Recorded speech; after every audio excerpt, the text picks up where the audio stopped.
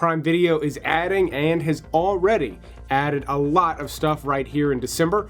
Like usual, I'm going to tell you about all the stuff that they're adding throughout the month, including a handful of new release movies, as well as everything that they've already added on December 1st, which includes a few new releases and some movies I'm pretty fond of as well. The biggest, most recent new release is probably A Haunting in Venice, or at least it's the biggest, newest release available on December 1st. It's the third installment in the latest Poirot detective series. I find these movies to not be that good. They're star-studded, like they load them with big names, and they feel like they're a lot more about having all these big names in them than they are about actually like making a good Poirot movie. They do have some good moments in them, but overall, to me, they feel like pretty forgettable adaptations. But Amazon did add the others, Death on the Nile and Murder on the Orient Express. They also added The Batman, if you didn't get around to seeing that. It's been hopping around on streaming services, but it's its first time on Prime Video. And a good companion to that would be Joker. They kind of exist together, or at least they kind of work as a double feature.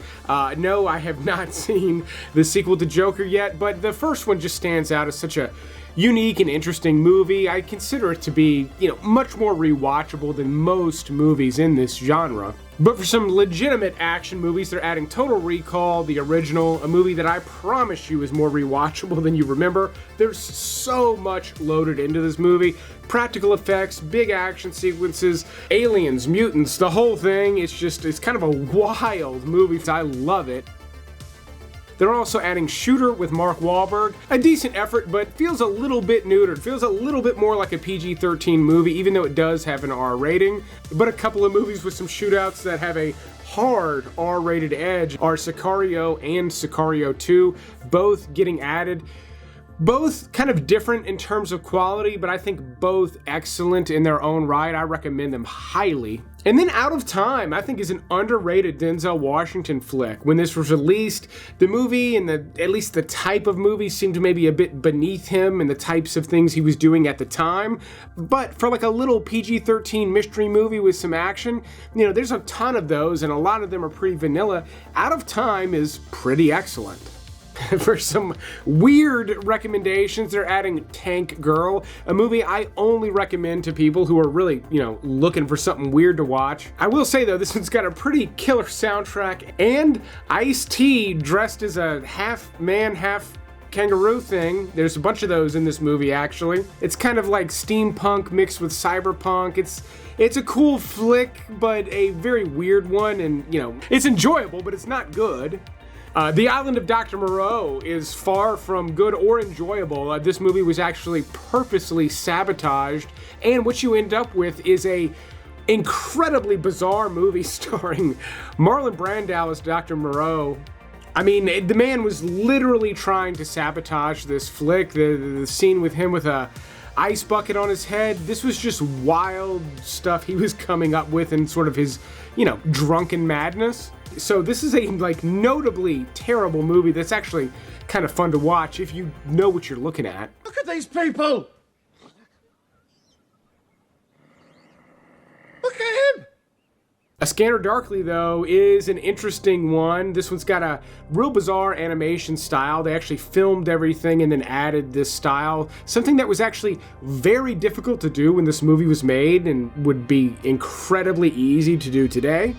But it's based on a book by Philip K. Dick, who also wrote the book Blade Runner was based on. It's very different than Blade Runner, but still incredibly interesting and bizarre. And then Twilight Zone, the movie, is one I absolutely love. It's an anthology. They recreate some of the best Twilight Zone episodes in this bigger, more cinematic way. It's in the 80s, and it's got a bunch of great cast members. John Lithgow replaces William Shatner on the plane. And then there's like a cold open thing with Albert Brooks and Dan Aykroyd that's actually really funny. So there's a lot to love with a Twilight Zone movie if you've never seen it. You want to see something really scary? You bet. Really? Yeah. Okay, this is really, really scary now. I trust you. Okay, pull the car over. But some of the best movies that they've already added include The Untouchables, just an amazing movie from Brian De Palma. It is pretty long, but just thoroughly enjoyable for like a Prohibition era movie. Did he sound anything like that? Almost Famous, just a classic in its own right. One that I've never really loved the way some people do, but still an excellent movie. Copland is one that I think is criminally underrated. Sylvester Stallone, I think, gives a career best performance in this movie, but it's also just a loaded cast with like Harvey Keitel, Ray Liotta, Robert De Niro, Robert Patrick, and Janine Garofalo are both in this as well. Being right is not a bulletproof vest, Freddy! What are you gonna do, Sheriff? You gonna arrest the whole town? Everybody's watching you, Freddy. Green Room is another one I've been recommending for a long time. This one is actually from the same director as Blue Ruin, another little-known thriller I love recommending. In this one, you follow a punk band who does a show at this remote location, and when they see something awful happen in the green room, they're then not allowed to leave said green room, and they have to try to escape. It's actually a really intense movie. The violence can be not over the top, but it can be very visceral and raw at times. And it's pretty frightening as well. Not that you're going to be frightened for your own life, but you're certainly going to be frightened for the people in the story. It is just an incredibly well-crafted thriller. Once Upon a Time in the West is my favorite Western of all time. It's got one of my favorite openings of all time, and at nearly 3 hours, it's one of the most epic Westerns of all time as well. And then, not necessarily my top picks for the month, but two excellent movies, both directed by Sam Mendes, include Revolutionary Road and Road to Perdition. Revolutionary Road being just an incredible performance ensemble with Leonardo DiCaprio and Kate Winslet, but you've also got a little role from Michael Shannon, Kathy Bates, in a relatively upsetting movie. It's about a couple who are just having a very difficult time in their marriage in the 1950s, and it's got some brutal scenes in it, really of just people yelling at each other, but, you know, it gets more upsetting than that. Still, an excellent film.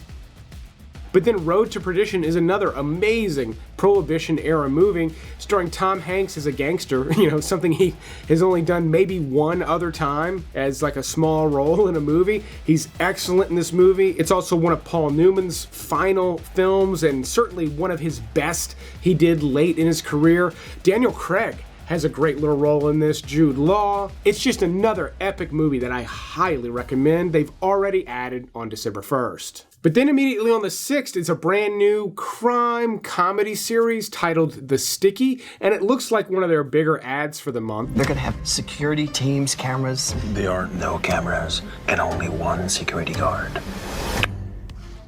Margot Martindale stars in this. I've always loved her. She plays such great characters, but this is loosely based on some people who stole millions of dollars worth of maple syrup in Canada.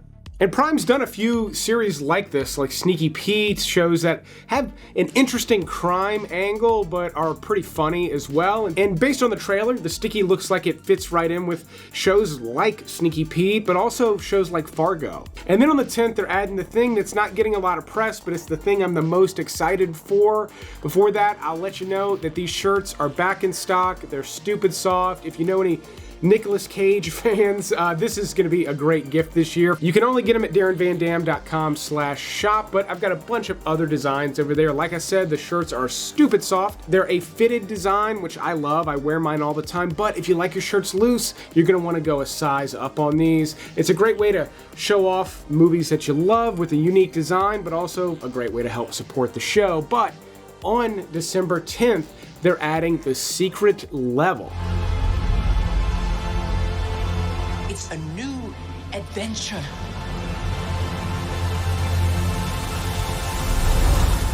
Just for you. This is going to be a new anthology series from the same creators as Love, Death, and Robots over on Netflix, a show I absolutely love, and it's really unique to Netflix, but not after December 10th. And they're all based on popular video games like Warhammer, Outer Worlds, Armored Core, Mega Man, Pac-Man, and a lot more, but based on what I've seen, you're not going to even need to know anything about those games to enjoy these shorts. They're opening this up with 15 episodes featuring voices from Keanu Reeves, Arnold Schwarzenegger, Kevin Hart. So this one's got a lot of promise. If it's anywhere near as good as Love, Death, and Robots, it's my top recommendation of the month. Come in. You have a game to play.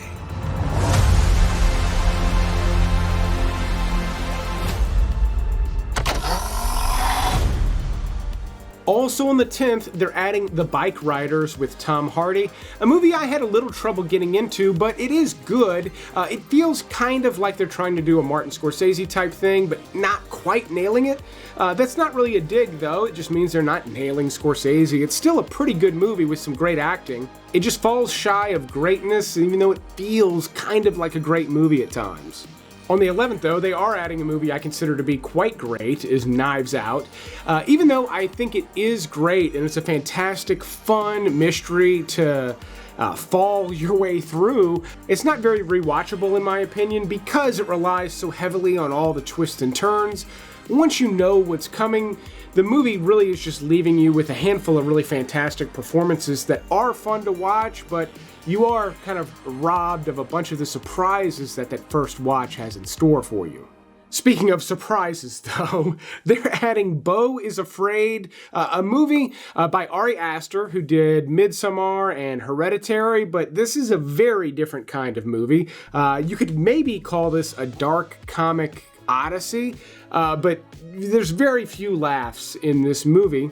It's a wild one though. It's one of those movies I honestly couldn't stop thinking about for days after watching it because so many of the bizarre things that happen are interesting. They do make you think. They're not just nonsense for the sake of nonsense. That said though, this is one of those movies that is going to turn most people off, but people who are into real wild stuff, I think you're going to find a lot to love with this one because it's one of the weirdest movies I've ever seen.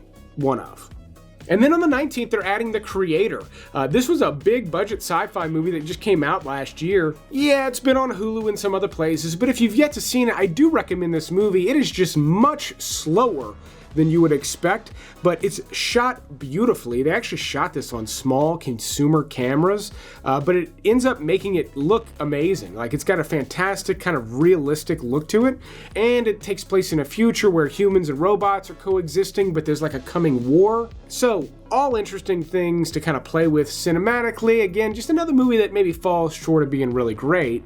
The biggest YouTuber in the world, Mr. Beast, comes to Prime Video with the Beast games. If you've never watched his channel, a lot of them are game show type games, but very elaborate ones that are better than any game shows ever created, honestly. It's really impressive what that guy has done, and Amazon gave him a ton of money to put on these huge Beast games, and it looks absolutely incredible, and should be, again, more exciting than reality TV typically is. But on the 23rd, I don't know why they're waiting till the end of the month, they're adding a documentary titled Chiefsaholic, which is apparently about a rabid Chiefs fan who also robbed a bunch of banks. So I'll be interested to see if it's half as interesting as the crime documentaries they have just like this over on Netflix. And then on New Year's Eve, they're releasing probably the biggest movie of the month, A Quiet Place Day One. Now, this is the third A Quiet Place movie to be released, but this takes place in Manhattan and there's no overlap with any of the other story or characters. It's an entirely new story set up with new characters, but it's all happening in the days that follow the alien invasion. Now, Manhattan is obviously a much more densely populated place than the countryside where the other two movies take place, so it opens up a lot of new opportunities. But the two leads actually make this movie work for me. They're played by Lupita Nyong'o and Joseph Quinn from Stranger Things. This is his first big movie, and they've got kind of an unusual relationship. They make an odd pair, and that alone, I think, made the movie way more interesting than it would have been otherwise. That said, though, if you've been into the Quiet Place movies at all, this third installment is interesting because of how different it is from the other movies. But that is the list. Don't forget to go check out my website if you're interested in one of these shirts or you want to check out some of the other designs or sweatshirts. But I will keep making these videos as long as y'all keep watching them. Thanks for checking out this Prime Video episode, and you will see me on the next one.